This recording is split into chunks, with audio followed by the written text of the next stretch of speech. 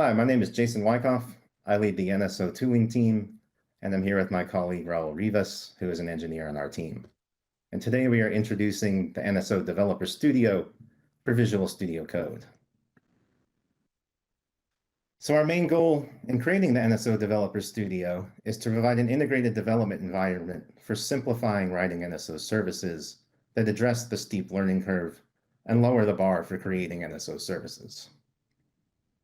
This is done with two separate extensions to Visual Studio Code, the Developer IDE and the NSO Explorer. So first we'll touch on why we chose Visual Studio Code as the platform. It has a wide adoption in the industry. It is popular with developers and the growing install base. Second, it has support for multiple languages and extensions that are useful for working with NSO, such as Yang, XML, and Python. And it is based on a language server protocol that is compatible and can be ported to other IDEs, such as Eclipse. Lastly, it has integrations for commonly used developer tools like Docker and Git. So now I'll run through a brief introduction to the features of each extension and then hand it over to Raul for a demo. So first, the Developer IDE extension is for creating new NSO packages and Python services with all the modern IDE conveniences software developers are used to, like autocomplete, documentation lookup, and reference tracking. It provides an easy way to create service and action points directly from your Yang models using simple wizards. And there are many predefined code snippets for commonly used functions, such as making mappy and magic Python calls from the NSO Python libraries, and also tailf control statements and XML templates. One last thing to note is that it will track variable definitions, references, and scope in your XML templates. So next is the NSO Explorer extension, which is used to connect to running instances of NSO and allows users to browse and filter the CDB, including the packages and data. Users can also execute actions directly from the Yang tree of the attached NSO instance. And there's a convenience where from a push of a button, users can capture the key path and XPath of CDB elements to use later on in their service code. So at this point, I will turn things over to Raul, who will give a demo of the two extensions. Thank you, Jason. Next, I'll showcase some of the features of the extension that Jason talked about by creating an NSO service using the extensions in VsCode. First, I will showcase some of the features of the NSO Explorer extension, which lets us connect to remote NSO servers and view their NSO CDB. We can start by clicking the NSO logo on the left tab here. Here we can see instructions and the configuration needed in order to connect to NSO servers remotely. The NSO instance states a name, a host, a scheme, which can be HTTP or HTTPS, a port, a username, and a password. Let's go ahead and provide configuration for two NSOs by clicking the Add NSO Instance button, which will open up the Settings tab, and we can click on the Edit in JSON Settings link. Here, it's going to put us in the NSO instance array, and we can start configuring NSO servers. So we can press Enter and start configuring the NSO instance. For example, we can provide the name, and we can provide the name of, let's say, a server, and keep going that way. Here we get all the parameters that are needed for each instance. In order to save time, I already provided two instances up here, so let's go up here and see what they look like. So here I provided two instances, one called local NSO with the port 8080, a host 121.0.0.1, username admin, password admin, and a scheme of HTTP, as well as a second instance called San Jose NSO with its respective configuration. Once I'm done configuring my instances in the settings file, I will save this file, and the NSO Explorer extension will try to connect to the first instance that I provided, in this case, local NSO. So let's save this file. And here we can see that the NSO was able to connect to the local NSO, was per instance, and it's showing the top level components of the NSO CDB for that server. Here we can navigate to the CDB by clicking down on the arrow, and it will show the next level down of components of that container, in this case devices, and we can see all the next level components of under the device container, and we can keep going down for each container or list. As you might have noticed, we see that when we hover over or select an item, we see that we get 4 buttons to the right. Here can be text from key path, which we can click to copy the key path to that path on the CDB, as well as an X path that we can click on XP button to copy the X path to that location in the CDB. There's an XML button which we can use to copy the XML data under this path. And lastly, there's a information button which we can click to get more information about that element. And we can see what information we get here. You might have noticed that there is also if you hover over an action, which is depicted by play a button next to it. And if you go all the way to the right, we also see a play button which we can click to invoke that action on NSO. Now going back to the top of the NSO Explorer, we see which NSO server we're currently connected to. In this case, it's called local NSO. And to the right of that, we see 4 buttons. The first one is a refresh button, which tells the Explorer to fetch new data from the NSO server that we're currently connected. So if we make an update to the NSO, we can click this refresh button and it will get all the new data. Next to it is a computer button, which lets us choose which NSO server we want to connect to. Currently, we're connected to the local NSO, which is depicted by the star next to it. And we can choose to connect to the San Jose NSO, which we defined early on. Next to that is a filter button, which lets us filter which top-level components of the NSO CDB are shown on the Explorer. Here, let's say we want to only show the device container, we can select it and press OK, and only the device components shown here. And we can choose to view multiple components at a time. So let's say these 3, and we can see only those 3 are shown.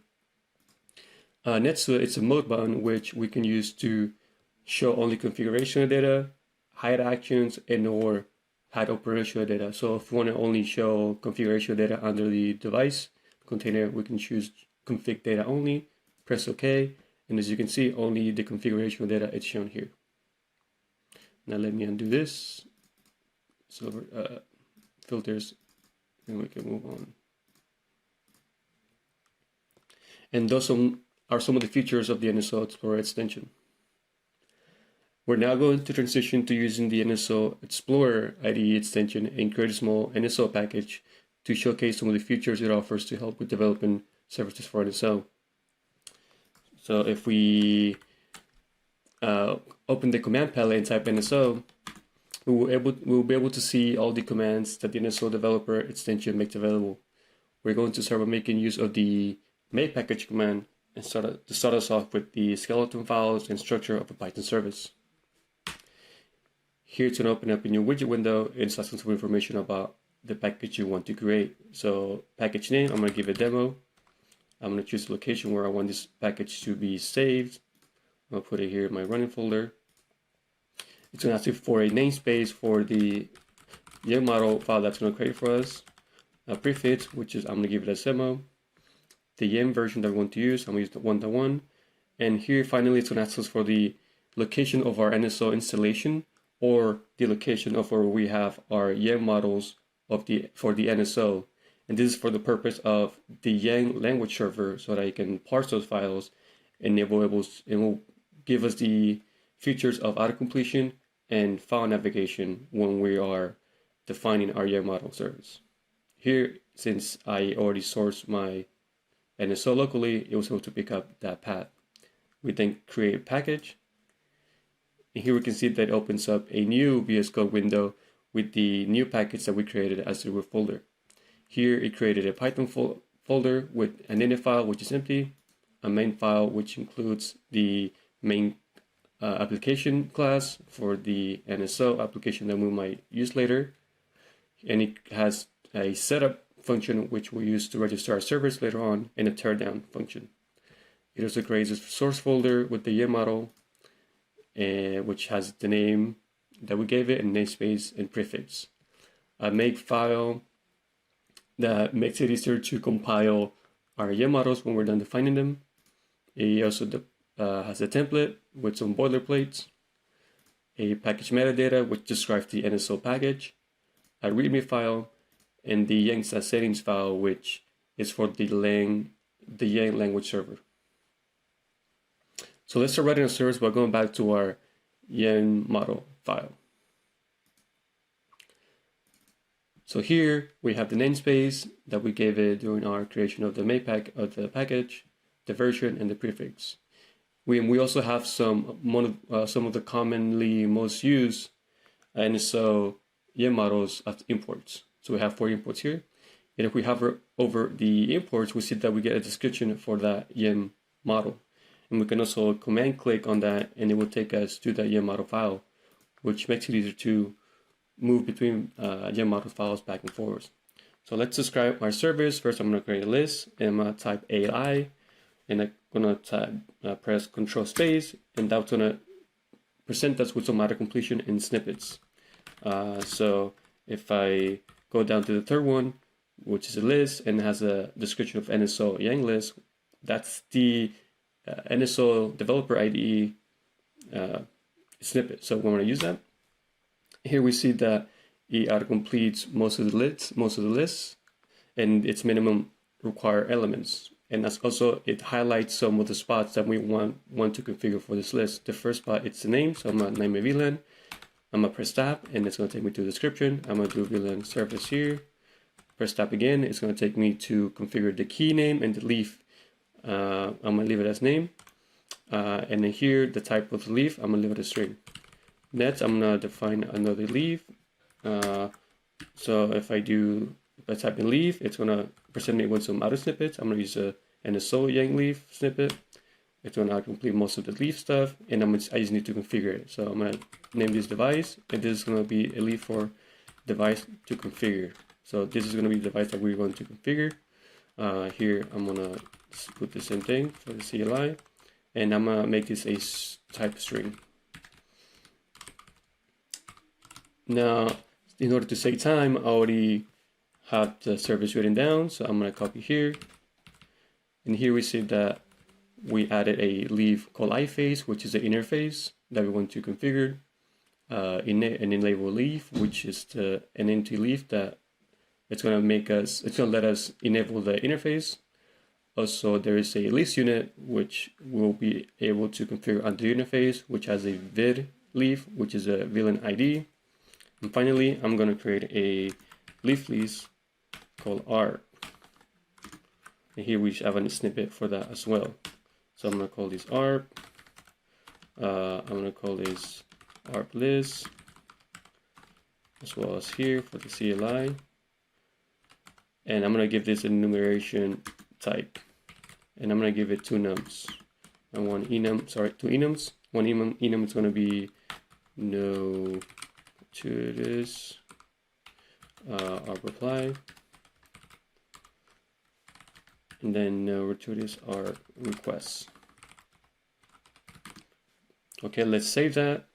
And it looks like we don't get any errors, so everything's good. Now, you might have noticed that if you go up to the VLAN list here, we see there's a code lens with 1 reference on top of the leaf name. So this helps us see where this leaf is being referenced in our Yang model. So if we click on it, we see that this leaf name is being referenced by the key. But you can imagine that if we had a bigger or with more bigger Yang model, you were able to see where our leaf name it's being referenced all over the file. Going up to the VLAN list, we also see that we have a code lens at service point, and this is for the purpose of helping us transform this list into a service point, as well as create some Python files that will make it easier to write our service in. So let's go ahead and click that. It's going to open up a new widget window. And here we can fill out the information that we need in order to convert that into a service point and create some Python service code. So here I'm going to give the service point ID as demo service. Here we get the option to create a new Python module, which you can create new. And if you create a new, you will have to provide the Python module name, the component name, the main class name, and the service callback class.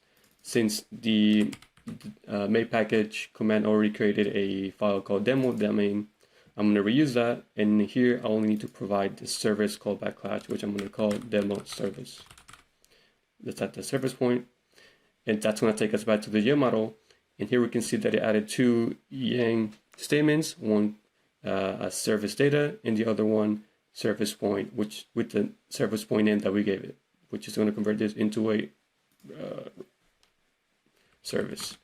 Save that, and as you might have noticed too, the service point has also disappeared from the top of the list VLAN. That's because our extension is able to know that this list is already a service. So let's just go ahead and go to the other file, which is the main.py file, and here we see that it registered our service under the setup function in the main application, as well as it created a demo service class callback with the create function where we'll be able to write our service, and some comment out functions like create, pre-modification, and post-modification, which we can comment that out if our service calls for.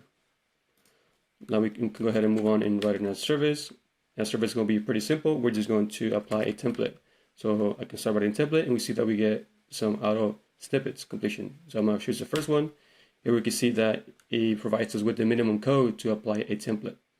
It also has some specific locations we can modify to make a template easier. Here let's highlight in the first node they want to pass to the template. I'm gonna leave it as service. If I press tab, it's gonna ask to modify the template variable name. I'm gonna leave it as is. Here it's gonna take us to define if we want to pass down a variable. I want to pass down a variable called desk, and then here it's gonna ask us to provide the name of the template we want to apply. I'm gonna do demos, and that's it. That's all we need. But I think we're getting a warning here under the demos template name. So if we hover over that, we see that it's complaining about the XML template demos.xml not existing. So our extension is able to keep track of all the templates that are defined under the templates folder here. In this case, it notes about demo.xml. So when I try to apply demos.xml, it can find that under that template folder. So it's giving us a warning. So if we fix that to say demo, and when we save, we see that the warning goes away. Now I'm going to define another variable here so that I can pass it down to the template for the value of desk. In order to do that, I'm going to open up a transaction, a single read transaction. So I'm going to do mappy, and here we can see that we get 4 snippets, one to read trans and one for write trans. I'm going to open the read transaction, fill in here some of the information, do admin. I'm going to do system here, and I'm going to do a running transaction. I'm going to do define a desk Python variable, which is going to be set to the net ID of the device that's passed down to the service. So I'm gonna use the magic API to get the node value, pass in the transaction, and here I need to put in the path to get the net ID from. Since I don't have this memorized, I'm gonna go back to the NSO Explorer and then filter by devices, device container, so I can focus on the device container. Go down here, go down to a device, and then go down to device type. And here we can see that we see the net ID leave, and I'm gonna press KP to copy the keypad. We can paste it here. I'm gonna make one change here and get rid of the hard-coded device name and put the device passed down through the service. And now I'm gonna make use of that variable here and set that here. So for the value of desk that we're passing down to the template. Cool. Save that, and it seems like everything looks fine. And okay, let's say okay. Now we can move on to writing the template that we're going to apply to the device here. So let's open up the demo.xml template, And here we can see that we get boilerplate configuration to get us started to apply configuration towards the device. So let's get started applying configuration. I know that the interfaces list is under sys, the sys container, and it has a XML namespace, which is http sample.com/router, and then the interfaces container is under that. And here's the interface list that we want to configure, and here we give it the name of the interface you want to configure. Before I give the name of the interface, I want to create a custom interface name which has the prefix demo added to it so that I know which service modified it. So I'm going to create a variable by using the set instruction, and here we see that we get auto completion for that. So I'm going to press that. I'm going to name my variable name and give it the name of demo dash and the interface name, in this case iFace, which is the leaf that we get from our service. I'm going to use it down here to set the name of the interface. And here we see that before I want to try to set the variable, I get the auto completion for that variable that we just created. If you hover over that name, we see that we get some description about that too. And we can, if you command click on it as well, we see that we get the definition under here, and we can also click on it and take us to the definition of that variable. We can also do the same from here. If we click on the variable name where it's being defined, we see that we get where it's being referenced in the template. So we can navigate to that as well. So let's go ahead and keep writing our template configuration. I'm going to use an if instruction, which we are not complete, to see if we want to enable this interface. So here we want to check if it's enabled, and if it's enabled, we put in the enable tag. Lastly, I'm gonna iterate through the unit list that we defined in our get model based on for each loop. Call unit. I'm gonna call unit here. I'm gonna give it a name of name that we get from that list. I'm gonna set the description, and I'm gonna set the description to the variable that we pass into our service called des. I'm gonna enable this to true, and I'm gonna set the VLAN ID, which corresponds to the vid flag that the vid leaf that we have in our service. And finally, I'm gonna do another for each to iterate to the left list arp that we created, and just set it to that. Seems like everything's fine. If I save, I don't see any errors, and we can apply this template now. But let's pretend that for the sake of this demo, that this unit configuration is being used in various places throughout our template. So one thing we can do, we can extract this and put it into a macro, and we can just expand that macro everywhere this unit configuration is being used. So let's go ahead and create a macro up here, call macro, and we can call it configure unit. It will take a parameter called des. Let's end that macro and save it. It seems like we're getting an error defining a macro from our XML parser. So let's hover over that, and it says macros can only be defined from the template roots. So if you're familiar with templates and macros, you know that macros can only be defined at the root of the template right below the config tag. So let's move that up there under indents and save it and see that the error goes away. Now we can just copy the unit configuration and put it into our macro. Let's go ahead and indent that and get rid of this variable here and use the parameter that's passed into the macro.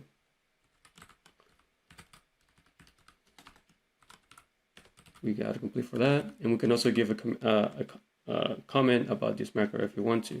So let's give a comment about this macro, leave a comment about this macro. Configure unit list on our interface.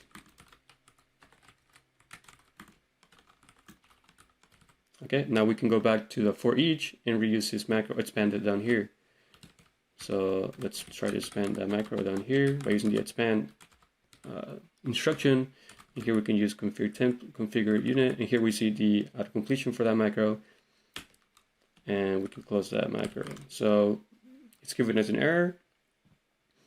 Let's hover over that and see what it's saying. So here it's telling us that we're missing a parameter desk, and so the XML parser, it's able to keep track of all the macros that are being defined as well as their signature. So if we try to use expanding macro without providing all the required parameters, it's gonna complain about that. So here it lets us know that we forgot to pass in a desk parameter. So let's give that the value of the desk variable that we pass into our service. You would have noticed also that if you hover over the macro name, we get the comment that we put on top of the macro. So here we can see that the description is configure unit list on the interface. We can also navigate to the macro definition by pressing command and clicking on it, and that will take us to the definition up here. And we can do the opposite by command clicking on the macro definition, and it will show us where this macro is being defined in reference, just like down here. So let me save that, and everything looks fine. Now we can go ahead and compile our air models. Go to a terminal and then make all on the source folder. Seems like everything's fine. Now we can reload our packages in NSO to upload our package in there. Looks like everything's fine. And we can try loading up a service that I already have written before for the demo. We can commit dry run and see the payload here for the service and the configuration that's going to be applied to the device. And here we can see that we prefix demo to the interface name, just like we did up here with this variable name. So let's apply that, commit that. Now we can go ahead and go back to the Explorer, and we can filter the demo VLAN service list. Here we can see that we have VLAN 1, which is the service that we created just now. And those are some of the features that the NSO Developer IDE and the NSO Explorer extension have to offer. Back to Jason. Thank you, Raul, for the demo. Next, we'll talk about some upcoming features to the next versions of the NSO Developer Studio. So first, we know that XPath can be a common pain point, and plan on adding tools around helping with XPath usage, such as validation and evaluation. We'll be adding support for creating Java packages. We'll also be adding some shortcuts around creating and testing kickers. And longer term, we're looking into creating designers and helpers around nano services and templates. Both extensions are available now on the Visual Studio Code Marketplace. We've provided the links here, or you can search the marketplace for common keywords like Cisco, NSO, Network Services Orchestrator, or Crosswork. Thank you all for your time. I hope that you install the extensions and they help in your NSO development. And please provide any feedback as you use them. Thank you.